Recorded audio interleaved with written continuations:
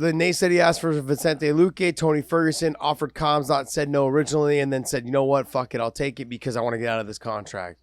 By then, they were like, nope, we already offered it to you. Let's move on to somebody else. Khamzat wasn't available because I heard he got injured during training. Yeah. And that fight's no longer available. So this is common, you guys. This is very common to what he's doing. Nate, after saying no to Khamzat, that extended his contract probably for 4 to 6 months. Yep. But as soon as Nate comes back and says, hey, I'm ready to fight, then it doesn't extend his contract anymore. It shuts it down and says, hey, okay, I'm ready to fight. Now they haven't given him a name. So they knew they had a little bit more time based off of him turning that fight down.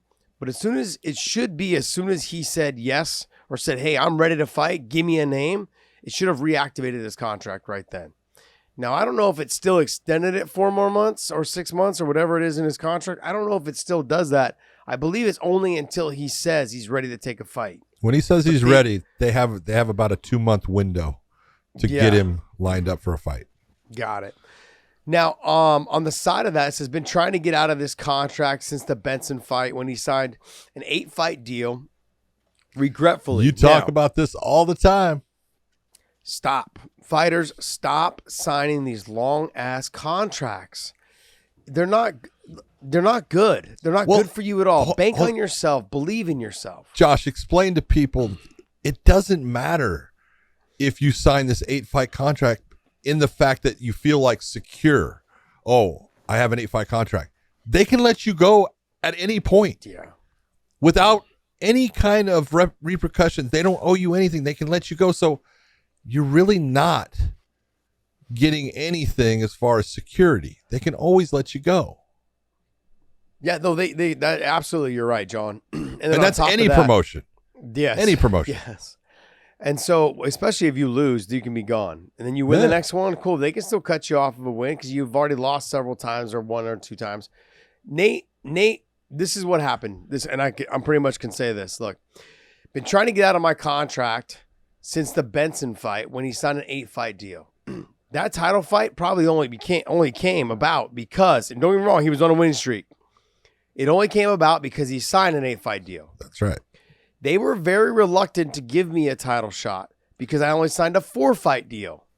And when the Pettis thing came about and Pettis beat Benson, then they were probably like, they probably had Pettis locked into an 8-fight contract or a 7-fight or 6-fight, whatever. It was probably longer than mine. He was a young champion at 26 years old, 26, 27. They had just redone me before the Nate fight. And I only said, and they said, hey, we want to sign. They actually asked me for a 10-fight. And I said no. Then they came with 8. I said no. Then they said, okay, well, what will you sign? I said 4 fights for this, for this amount of money. I had banked on myself. I wanted to make sure that I restructured right around the time I got a title shot. And that was it. Then they offered me the title shot and Nate had just fought for the title. Then when I fought Nate, I beat Nate. And then after that fight, they had offered me the title shot because so many things had happened. The guy with the concussion who fought Gray Maynard, TJ Grant. He was supposed to get it, was out because of the concussion. They slid me in. Then Pettis had just slid won. You out. They slid me out because Pettis had won, and they wanted to use Pettis as a marketing tool because he was young. I understood that. I knew people. You guys got to read between the lines. Don't be stupid. That's the problem with a lot of these fighters. They really believe that any promotion, but the UFC is looking out for them. No, they're looking out for what's best in their interest. The UFC at the time, had Benson won against Pettis, they would have had me fight Benson for the title. There's no doubt about it. Since Benson lost and Pettis was very marketable, very flashy, submitted Benson Henderson after Benson just got his black belt. The way that he fought Benson the first time, jumping off the cage and dropping him and winning the WC title, that also too was a factor. He was young, he was marketable, he had a good look. He was on the Wheaties box. He's on the Wheaties box. He hadn't been on the Wheaties box yet. He got on the Wheaties box after that. Okay. But he had a great story. His story was he took the title to his dad's grave. The whole story was phenomenal for them to build around. I understood what they were doing, and you have to, as a fighter, understand the situation that you're being presented with. I knew I was never going to get a title shot. I was 36, 37 years old at the time. Just understand where you're at in your career. Get what they're doing. Don't sign 8-fight deals. Don't sign them ever. Don't. Bank on yourself. Make as much money as you can. I know that he got the title shot off of that, but it didn't work out, and now you're stuck in an 8-fight deal or 7-fight deal, whatever it is. It just doesn't make any sense.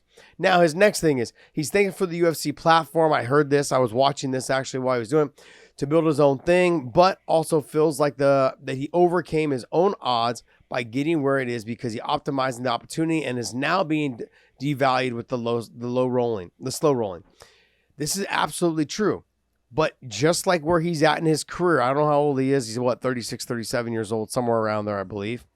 Might be 35, but I think he's 36, 37. They're doing exactly what they normally do with everyone who's 36, 30, not just myself. And some of them they know is going to leave. And some of them know is going to leave.